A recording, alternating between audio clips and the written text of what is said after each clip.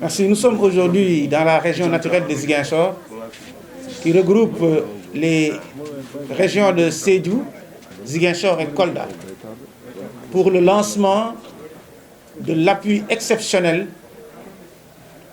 que le gouvernement du Sénégal a mis à disposition des artisans. C'est une enveloppe globale de 25 milliards.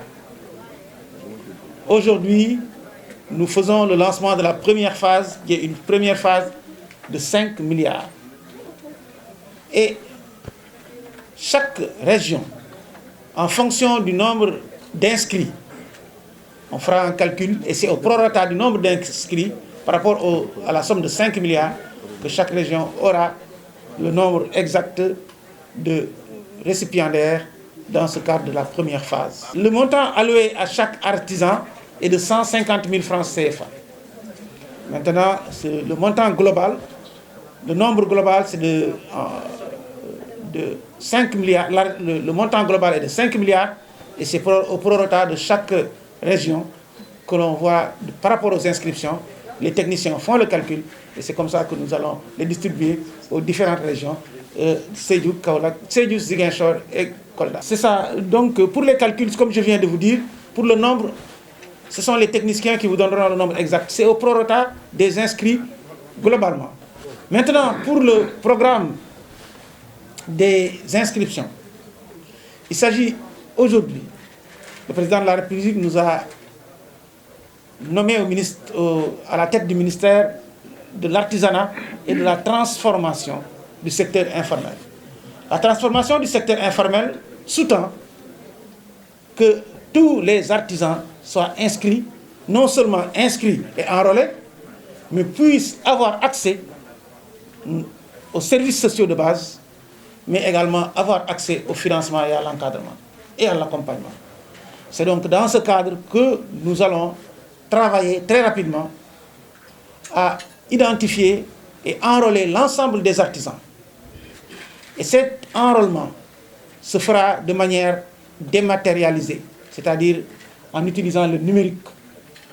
Et cet enrôlement dématérialisé permettra non seulement de transformer le secteur informel et le secteur de l'artisanat, mais leur permettra d'avoir accès aux services sociaux, financiers et non financiers qui permettront aux artisans donc de pouvoir passer de l'informel vers le formel avec toutes les possibilités que cela apportera au Sénégal, non seulement les possibilités d'amélioration de la qualité, d'amélioration de la production, mais également pour créer des emplois décents. Oui. Pour ce qui est de la commande publique de l'État, le président de la République, Macky Sall, dès son arrivée, l'accession à la magistrature suprême, a mis en place un programme qui s'appelle le programme mobilier national. Et ce programme mobilier national, au départ, le président avait pris l'engagement de donner 15% du mobilier national aux artisans. Mais aujourd'hui, après 2-3 ans, nous sommes au-delà de ces 15%, parce que nous sommes entre 20 et 30% actuellement. Et notre objectif, ce n'est pas de rester à 15 ou 20%. Notre objectif, c'est d'aller jusqu'à avoir 80 à 90% de la commande publique, pourquoi pas 100% de la commande publique revienne à nos artisans. C'est possible. C'est possible. Et cette commande publique ne doit pas s'arrêter uniquement à la commande publique, mais il faut également gagner la commande privée. C'est pour nous le lieu de lancer un message à l'ensemble des structures présentes au Sénégal pour le dire, osez l'artisanat sénégalais. C'est un moteur de croissance, moteur de développement. Tout d'abord, nous répondrons d'abord à la question du monsieur le président de la Chambre des métiers qui nous a interpellés en ce qui concerne le village artisanal. Monsieur le Président, nous vous rassurons, le financement du village artisanal de Ziguinchor est acquis. Et aujourd'hui, de même que le financement du centre de formation de Djembering sont acquis et constituent aujourd'hui, entrent dans le programme 2021 du ministère de l'Artisanat.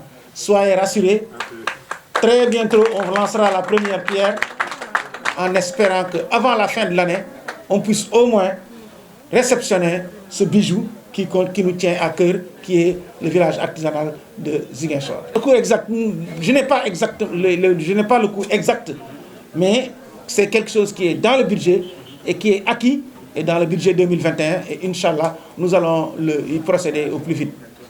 C'est ça. Donc, ce que je vous disais tout à l'heure, c'est la pandémie est extrêmement grave. Et nous sommes des fois un peu désolés de voir certains jeunes avoir des comportements désinvoltes. C'est une maladie grave et c'est une maladie qui tue. Et nous invitons l'ensemble des jeunes, mais également les personnes âgées, de faire attention et de se conformer très strictement aux invites et aux prescriptions du ministère de la Santé. La prévention est le seul moyen. Il n'y en a pas d'autre que l'on connaisse qui nous permettent de faire face de manière efficace et de manière puissante à cette terrible maladie. C'est pourquoi je demande encore une fois à tous et à toutes, en attendant la vaccination, que tout le monde se conforme aux mesures barrières édictées par le ministère de la Santé.